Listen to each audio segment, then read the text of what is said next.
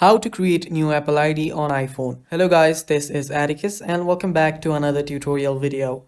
In today's video, I'll teach you guys how you can create a new Apple ID on iPhone. So now without any further ado, let's dive right into it. First thing you'll need to do is head over to your Safari. After you're here, simply search for appleid.apple.com. Hit enter, and after you tap on it, you should see this page load up.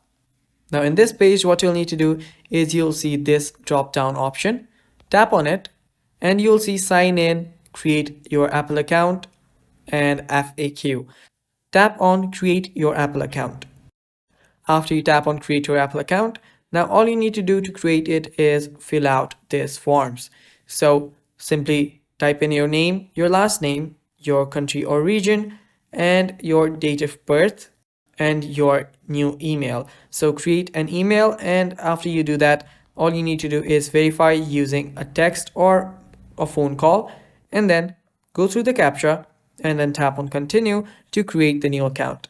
After you do that, you can simply head back here again on the drop down and then head over to sign in.